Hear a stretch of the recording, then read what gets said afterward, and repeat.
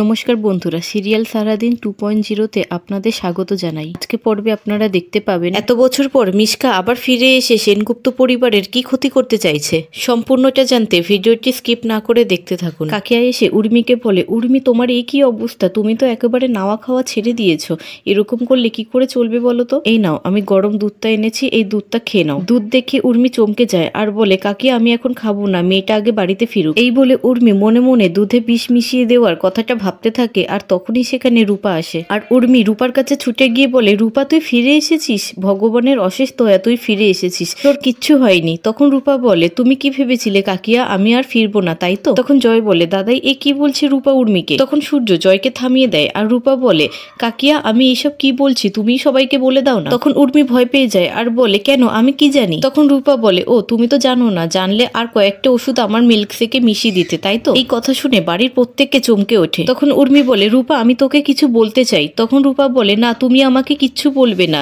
তুমি একদম চুপ করে থাকো, তুমি একজন খুনি, তুমি আমাকে খুন করতে চেয়েছিলে কাকিয়া। আর আমি কি বোকা দেখো, আমি ভেবেছিলাম তুমি আমাকে ছোট্টবেলার মতন ভালোবাসছো, তুমি আমাকে খুন করতে চাইলে কাকিয়া। আরে আমি তো গেছিলাম মার ব্যবসাটাকে বাঁচানোর জন্য, যে ব্যবসাটাকে তোমরা খাও, তোমরা থাকো। অন্যদিকে মিশকা ডাক্তারকে বলে, আমি আর কোনোদিনও ঠিক হতে পারবো না বলুন, আমি আর কোনোদিনও নিজের পায়ে উঠে দাঁড়াতে পারবো না তাই না? তখন ডাক্তার বলে, হ্যাঁ পারবেন, কোনো যদি মিরাক্কেল ঘটে তাহলে। তখন মিশকা রেগে গিয়ে ফুলদানি নিয়ে নিজের পায়ের মধ্যে মারতে থাকে আর বলে, দেখুন আমার পা দুটো অবশ হয়ে গেছে, আর কোনো মিরাক্কেল ঘটবে না, আমি আর কোনোদিনও ঠিক হতে পারবো না। তখন ডাক্তার বলে, আপনি এরকম করবেন না, তাতে আপনারই আরো বেশি ক্ষতি হয়ে যাবে, আপনি একটু রেস্ট নিন, আমরা এখন আসি। এই বলে ডাক্তার আর নার্স সেখান থেকে চলে যায়।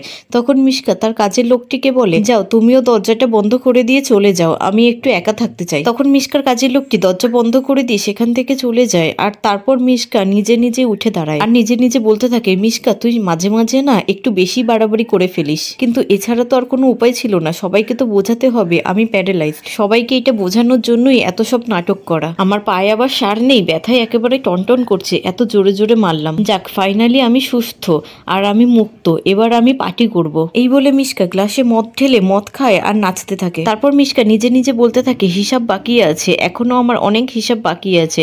Dipa Mishka Sen is back. অন্যদিকে দীপা সোনাকে বলে, তুই লাবণ্যকে নিয়ে এখান থেকে চলে যা। তারপর দীপা রূপাকে বলে, রূপা তুই চুপ কর, আমি কথা বলছি। তখন রূপা বলে, না মা তুমি কোনো কথা বলবে না, তুমি তোমার খুনি বোনকে একেবারে বাঁচানোর চেষ্টা করবে না।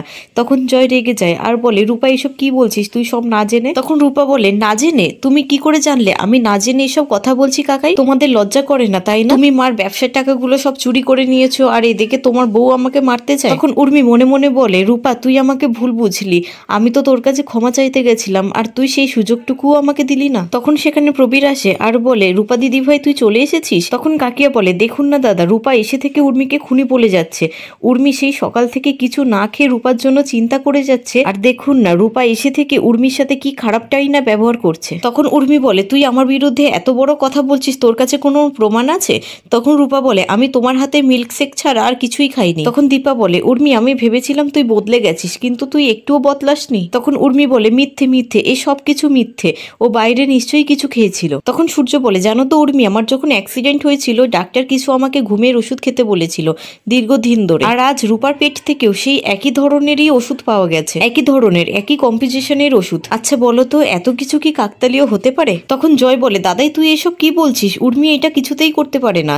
তখন সূর্য বলে, হ্যাঁ এটা উর্মিই করেছে। তখন জয় রেগে যায় আর বলে, বৌদিদি তুমি রূপাকে শিখিয়ে রেখেছো না আমাকে চোর বলার জন্য, মানলাম আমি চুরি করেছি, কিন্তু তোমার বোন কোনোদিনও খুন করতে পারে না। তখন দীপা বলে, জয় তুমি শান্ত হও, তুমি চিৎকার করো না। তখন জয় রেগে গিয়ে বলে, আর কত সহ্য করব বলতে পারো? তখন সূর্য বলে, তুই আমাকে সব সত্যিটা বলেছিলিস, আমার পক্ষে যতটা সাহায্য করার আমি তোকে সাহায্য করেছিলাম, যাতে বাড়ির কেউ জানতে না পারে, আমি সেটাই চেষ্টা করেছিলাম। আর তুই কি করছিস, মেয়েটা বাড়িতে এলো না এলো তুই ওকে কথা শোনাচ্ছিস, তুই ওকে অপমান করছিস। তখন প্রবীর বলে, জয় তুই চুপ কর। তখন জয় বলে, না বাবা আমি চুপ করবো না, যেটা সত্যি আমি সেটাই বলবো, তুমি আমাকে ঘর থেকে বার করে দেবে তাই তো? উর্মি চলো, আর আমরা এখানে থাকবো না, আমরা এখান থেকে বেরিয়ে যাই। তখন উর্মি বলে, না আমি কোথাও যাব না, দাদার প্রশ্নের উত্তর না দিয়ে আমি কোথাও যাব না। আপনি যে আমার বিরুদ্ধে এত বড় অ্যালিগেশন আনছেন, আপনার কাছে কোনো প্রমাণ আছে যে এই খুনটা আমি করেছি? তখন দীপা বলে, উর্মি তোর দাদাইয়ের সাথে তুই কিভাবে কথা বলছিস? তখন উর্মি বলে, আমার বিরুদ্ধে যখন এত বড় অ্যালিগেশন আনা হয়েছে তখন প্রমাণটাও তো দিতে হবে। তখন জয় বলে, ব্যাস অনেক হয়েছে, আমি আমার বউ আর ছেলেকে নিয়ে এক্ষুনি এই বাড়ির থেকে বেরিয়ে যাব। তখন দীপ বলে, কেন আমি তোমাদের জন্য শাস্তি পেতে যাব? একজন চোর আর একজন খুনি মহিলার সাথে কেন আমি বাড়ি ছেড়ে বেরিয়ে যাব? তখন সবাই অবাক হয়ে যায় আর জয় বলে, দীপ তুই এ কি বলছিস, তুই তোর মাকে খুনি বলছিস? এই বলে জয় দীপকে মারতে থাকে। তখন দীপ বলে, হ্যাঁ বাবা তুমি আমাকে মারো, কিন্তু সত্যিটা মিথ্যে হয়ে যাবে না। কেউ জানুক আর না জানুক আমি সবটাই জানি। আমি জানি মা রূপা দিদির মিল্কশেকে কিছু একটা মিশিয়ে রূপা দিদির ক্ষতি করতে চেয়েছিল। আমি নিজের কানে সবটা শুনেছি। আমি দিদুনকে আর মাকে এই ব্যাপারে কথা বলতে নিজের কানেই শুনেছি।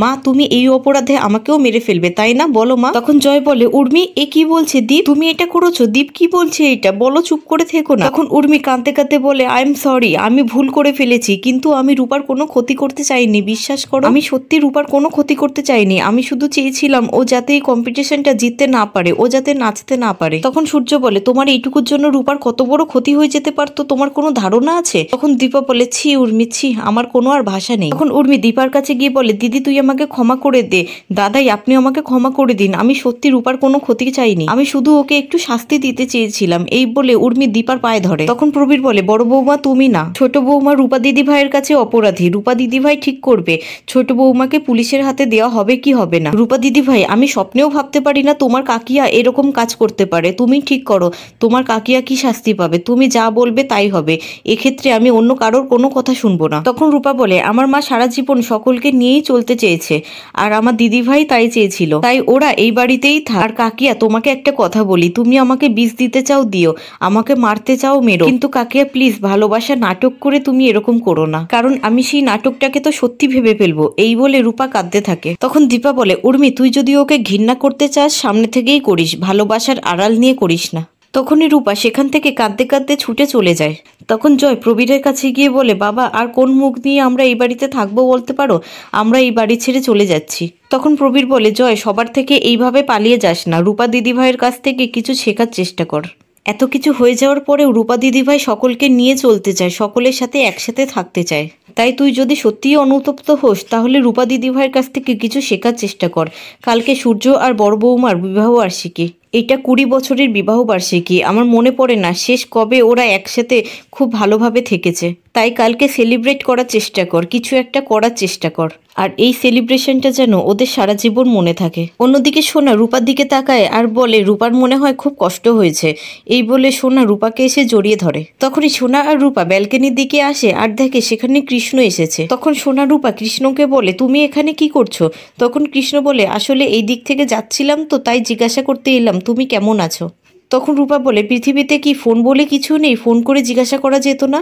তখন সোনা বলে, তুমি কেমন আছো ওইটাই তো ও জানার জন্য এসেছে, আর তুমি এইভাবে ওর সাথে কথা বলছো, ওই তো তোমাকে বাঁচিয়েছে, ও না থাকলে যে কি হতো। তখন রূপা বলে, আমি কি খারাপ কিছু বলেছি নাকি? তখন কৃষ্ণ বলে, সোনা ওসব বাদ দাও, আমি তোমার সাথেই দেখা করতে এসেছি। তখন সোনা খুব খুশি হয়। আর রূপা বলে, কৃষ্ণ তোমার হাতে ওইটা কি? তখন কৃষ্ণ দেখায় তার হাতে লাল গোলাপের একটি বুকে।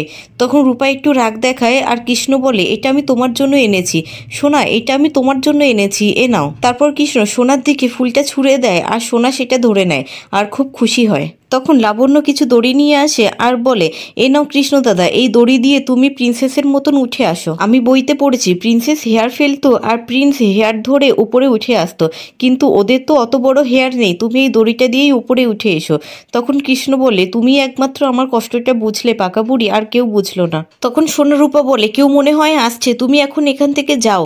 তারপর কৃষ্ণ সেখান থেকে চলে যায়। আর তখন সোনারূপা দেখে ঘরের মধ্যে জয় এসেছে। তখন লাবণ্য বলে, জানো তো ছোট ছেলে, এখানে না কৃষ্ণ দাদা এসেছিল।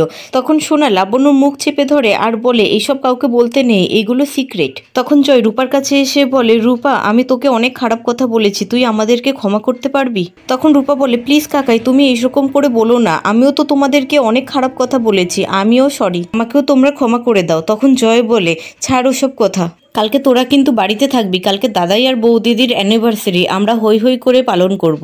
কালকে বৌদিদি তো রেস্টুরেন্টে যাবে, ততক্ষণে আমরা ড্রয়িং রুমটাকে সাজিয়ে ফেলবো, আর ওরা আসলেই আমরা সেলিব্রেট করব। আচ্ছা রূপা, আমরা আগের মতন আবার সবাই একসাথে থাকতে পারি না? তখন রূপা বলে, হ্যাঁ কাকাই, আবার একসাথে সবাই আমরা ভালোবেসে সবাই আমরা একসাথে থাকবো। তখন লাবণ্য বলে, কি মজা হবে, আমি পোলাও খাবো, মাংস খাবো, আইসক্রিম খাবো। তখন জয় বলে, হ্যাঁ মা খাবে তো, কিন্তু এখন অনেক রাত হয়েছে, সোনা যাও ওকে নিয়ে ঘুমিয়ে পড়ো। তখন সোনা লাবণ্যকে নিয়ে সেখান থেকে চলে যায়। তখন জয় রূপাকে জড়িয়ে ধরে আর রূপা খুব খুশি হয়। অন্যদিকে দীপা সূর্যর ঘরে ঢোকে আর তখন সূর্য বলে, দীপা তুমি ঠিক সেইভাবেই সেজে এসেছো তো, যেইভাবে আমি তোমাকে বলেছিলাম। তখন দীপা ঘরের লাইটটা অন করে আর সূর্য দেখে প্রথম দেখার মতন দীপা সেজে এসেছে।